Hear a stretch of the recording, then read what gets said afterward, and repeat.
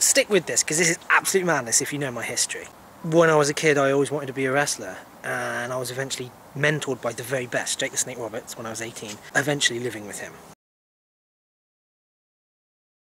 I decided a while back to quit being a wrestler for a lot of reasons already outlined in this project. To name the main ones, a hurt neck, which led to me being really out of shape, not wanting to travel away from my wife. Even if the best case scenario happened and I was signed by America, it would still take a number of years away from my wife before I had enough money to bring her over. I'm not deluded. I realised that waiting for being a wrestler to pay off would take longer than basically anything else. I don't want to put our life on hold anymore and our future baby plans. Besides which, there's been practical setbacks. I can't afford travelling to a wrestling school and afford the wrestling school itself. If there was a wrestling school down the road, things might have been different for the last few years. Since that's not the case, I haven't pursued it, and not pursuing it, despite the logical reasons for not doing so, it has been a big loss. Over the years I find it really hard to accept this loss, but what's made it easier is doing London-based comedy, presenting, TV and radio. That's something that doesn't involve prolonged travel. There's no weight loss required, there's no physical risk, no tanning, no training, no living away in America,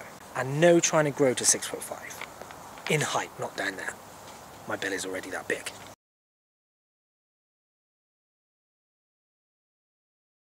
What makes it hard to accept that I'm not a wrestler is when I'm not doing any other type of performing, such as London comedy, which I'm not at the moment because I'm editing my 500-hour back catalogue of footage, which I need to do because if I take on any more stuff in London, there's more to film and I'll never finish my editing. I tried doing both last year, it didn't work. When the editing is finished, I will feel so liberated. It is definitely the right decision to not take on anything else right now. There have been a few things lately that have made me panic and made me consider, was the decision to walk away from being a wrestler in fact the right decision? There's been a cocktail of things that have made me think that. The list is as follows. My birthday is coming up and another year on the clock is worrying. While I've been editing, it has included old wrestling footage, which has been really hard to watch. I've been more active lately with weights and exercise, and that makes me miss being bullied by bitter wrestlers who haven't been signed but don't have the guts to do MMA. And weirdly, I recently found out by chance that my arrest during my depressed years for an out-of-character incident won't actually affect my chances of getting a visa in America. This revelation was more important to me than I realised. I must have subconsciously considered the possibility of no visa to be a massive black mark against being a wrestler.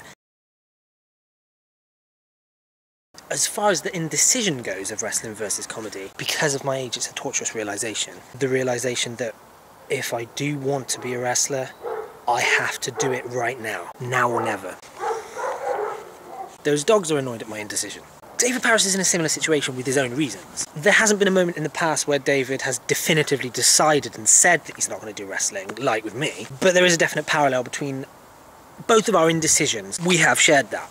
We have to laugh also, because someone from his very small hometown was signed by WWE. So he can't claim to be the most successful wrestler in Wokingham. And that gave us a laugh. But here's double the laughs. It's come to my attention recently that two separate, unrelated wrestlers from my town have been signed by WWE. My town is 10 streets long.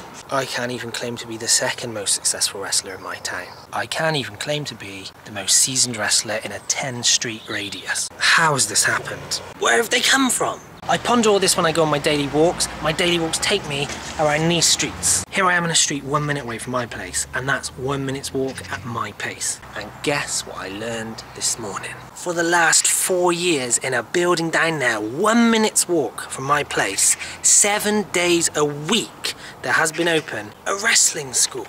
I now don't have the excuse that I can't afford travelling to a wrestling school. It's right there.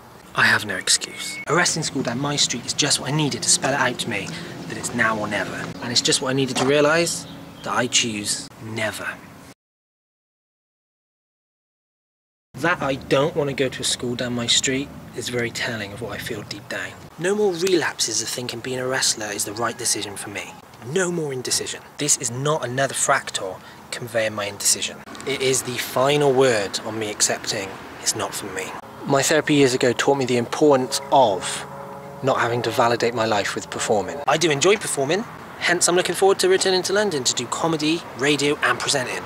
But wrestling is a different animal, a dedicated lifestyle, that I don't want. Not that I've experienced it myself, but I've often heard that when you break up with an ex-girlfriend, you often find yourself missing the good parts of the relationship and mourning the loss. But it's important to remember the reasons why you broke up. I need to do that with wrestling. When the good points of being a wrestler go through my head, I need to remember the reasons why I'm not doing it. I'm not pursuing the in-ring aspect anymore. However, I do have an idea of how I would like to eventually take part in the wrestling business. That's an idea for another time, and I'm going to discuss it with David Paris. I'll record it here also, but I'll cut here, and you'll find out in the future. As you've noticed, I'm doing these video vlogs in different locations to break up the flow in a good way and add more variety. I was sent some spam email today which was advertising Jim Moss's barbecue sauce sent to me, but it wasn't from like a wrestling newsletter that I'd signed up to. It was just like an independent American snack company that got in touch with me. So someone doing the spam somewhere must have been like, right, we need to target wrestling fans and fans of junk food. Where's the crossover? They came to me first. That's two separate, unrelated wrestlers from my town, fucking cars. You lost me. It's hard to explain, as is walking along reading a book. It's a school project. Yeah. Right. Come out of the way, Walter. Right. First of all, I thought it was the odd light when I looked from at the top there. Yeah. Yeah. It was a bit late now, they're up. Yeah. Alright, cheers. Yeah.